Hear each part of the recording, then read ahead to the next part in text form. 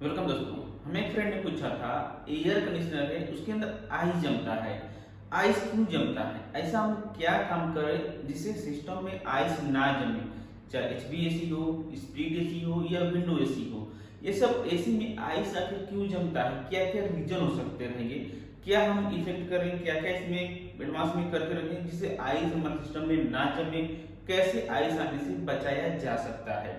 तो ये वीडियो में इसी के बारे में डिटेल्स में जानने वाले हैं। अगर आपको मालूम है तो वीडियो को स्किप कर सकते हैं, नहीं मालूम है तो आप पूरा वीडियो देखिए, आपको जरूर इन्फॉर्मेशन मिलने वाला है। और वीडियो अच्छा लगे तो लाइक कर सकते हैं, नहीं तो आप डिसलाइक कर सकते हैं। आप देख रहे हैं ASR service centre. Service centre में आपका स्वागत है। मैं हूं मर्जीत फ्रॉम उत्तर प्रदेश गोरखपुर से। एयर कंडीशनर हमारा कोई सा भी हो गया, स्प्लिट, विंडो, पैकेज, सेंट्रल, इसमें जो है कभी ना कभी सिस्टम में आइस आ ही जाता है। ये क्यों आ जाता है, क्या रीजन होते हैं, ये हम समझते हैं।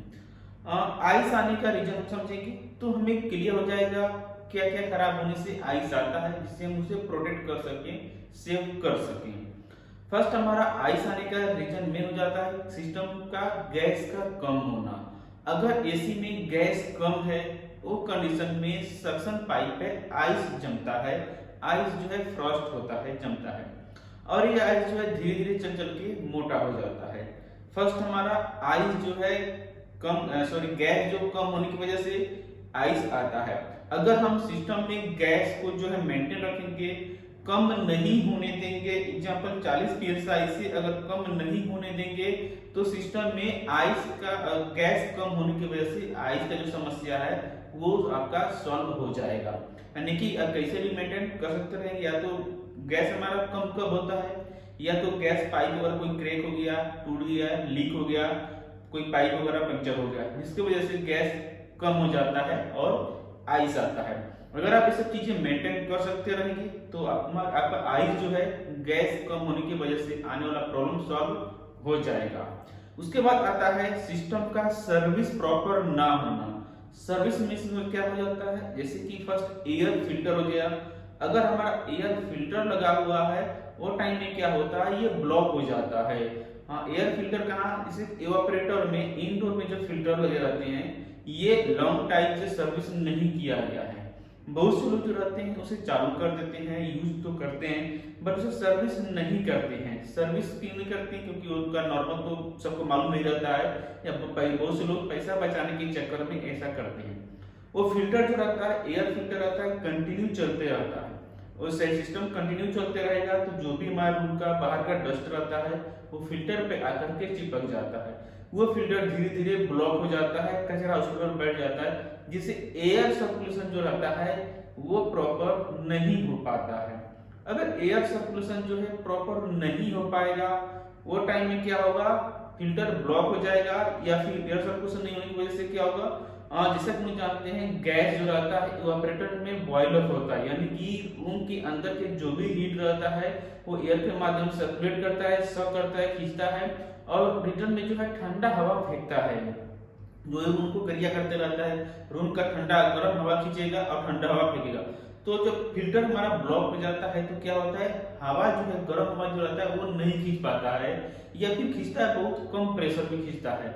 तो क्या वो इनफ नहीं रहता है जो रेफ्रिजरेंट को हीट कर सके, वाष्प में कन्वर्ट कर सके। तो रेफ्रिजरेंट जो होता है हमारा लिक्विड में ही कन्वर्ट रह जाता है, लिक्विड फॉर्म में ही रह जाता है। जैसा कि हम लोग जानते हैं गैस जो है लिक्विड फॉर्म में, यानी लो टेम्परेचर में रहेगा, यानी लिक्विड में रहेगा तो टाइम में लो टेम्परेचर रहेगा। जब लो टेम्परेचर रहेगा तो वहां पे क्या होगा, आइस फ्रॉस्ट होना चालू हो जाता है।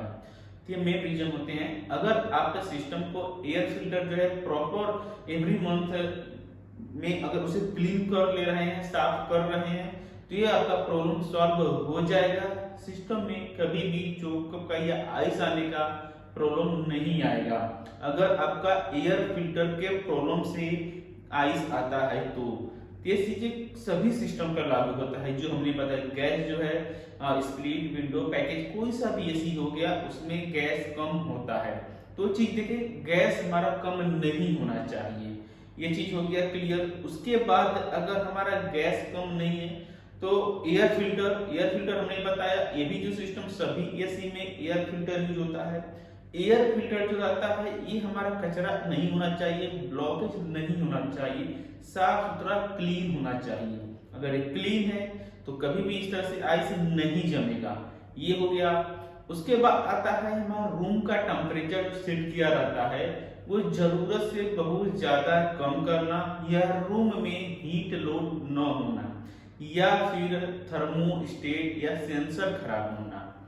थर्मोस्टेट सेंसर जब खराब रहेगा तो टाइम में होता क्या है, जो टेम्परेचर को मेंटेन करता है रूम में, एग्जांपल हमने 20 डिग्री टेम्परेचर सेट किया है तो रूम ठंडा हो गया, रूम में जो है ठंडा हो गया, उसका एयर जो रिटर्न आता है सेंस करना चाहिए। टेम्परेचर सेंसर है, थर्मोस्टेट है, वो सेंस करेगा, जिससे पीसीबी को डिमांड जाएगा, माइक्रो प्रोसेसर को जाता है, पीसीयू क्या करता है, थर्मोस्टेट यानी कि कंप्रेसर को पावर आउटपुट में पावर जाने वाला जो सप्लाई रहता है उसे बंद करा देता है, जिससे सीपी पावर जो रहता है छोड़ना बंद कर देता है, जिससे कंप्रेसर चलना बंद हो जाता है और system normal temperature normal condition में वर्क करता है।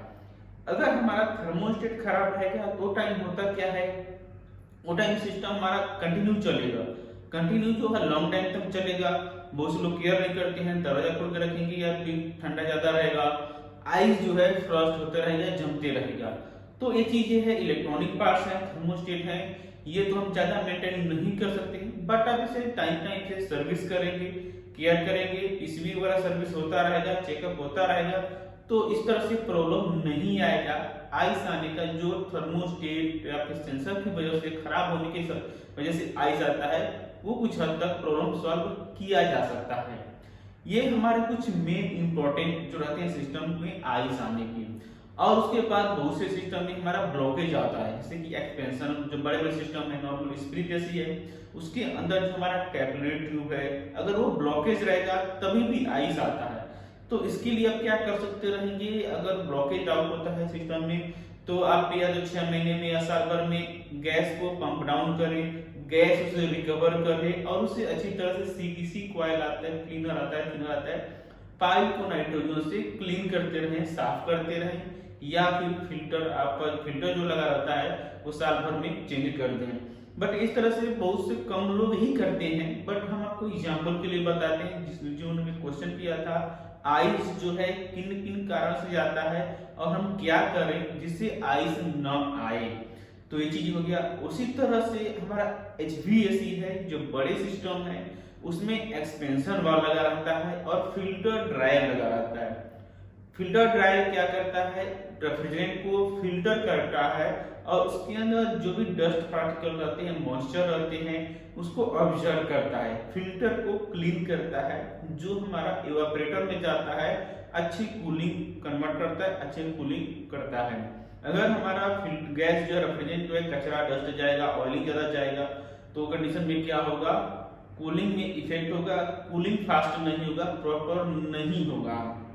तो ये सब चीजें हैं हमारा सिस्टम जो है आइस आने के, चोकअप होने की। तो फर्स्ट अगर एयर फिल्टर हमारा फिल्टर ड्रायर है वो कंपनी खुद करती है, इसे हमें 2 साल पर या 2 साल में से चेंज कर देना चाहिए। फिल्टर को चेंज करने के लिए इसे सिस्टम को बैकअप कर सकते रहेंगे, रिकवर कर सकते रहेंगे रेफ्रिजरेंट को, बाद में से चेंज कर सकते रहेंगे इजी तरह से। ये फिल्टर ड्रायर कितने टाइप के आते हैं और डिटेल्स में आप जानना चाहते हैं तो नेक्स्ट पार्ट में वीडियो बनाएंगे, बहुत से हमारा वीडियो बना हुआ है, आप चेकआउट कर सकते रहेंगे। उसके बाद आता है एक्सपेंशन वाल्व का खराब होना।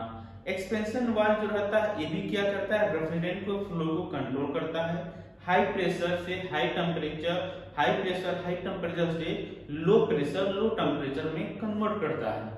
वो कंडीशन में क्या होता है, जैसे कि फिल्टर ड्रायर हो गया और एक्सपेंशन वाल्व ये कंट्रोलिंग डिवाइस है, इसके अंदर जो कुछ मैकेनिकल पार्ट्स रहते हैं, स्प्रिंग रहते हैं, नॉब रहते हैं और बहुत से पार्ट्स रहते हैं।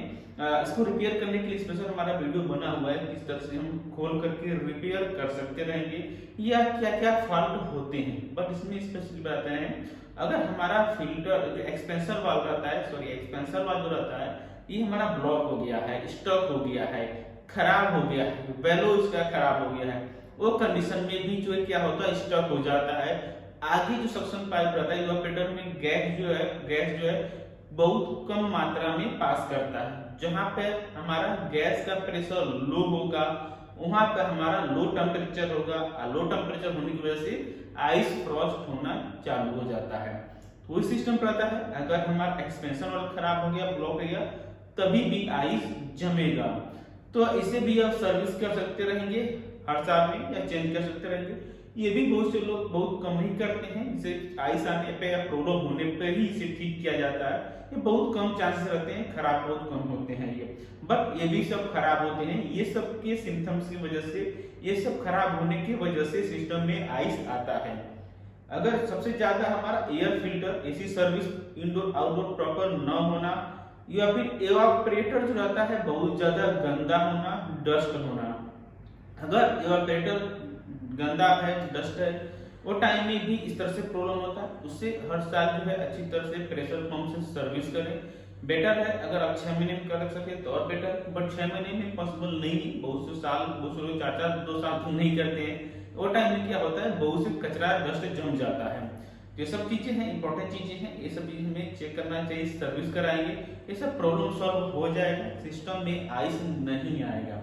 अगर आपका सिस्टम में आइस आ गया है, वो टाइम में आप इसे कैसे जल्दी से क्विक सर्विस कर सकते रहेंगे, चालू कर सकते रहेंगे, ये नेक्स्ट पार्ट में जानेंगे। और भी इसमें कौन कौन से सिस्टम HVAC में और कंट्रोल्स रहते हैं, कैसे वायरिंग रहता है, पूरा डिटेल्स में 1 बाय 1 पार्ट जानने वाले, समझने वाले हैं। तो आशा करता हूँ जिन्होंने हमसे क्वेश्चन किया था उनका आंसर मिल गया रहेगा।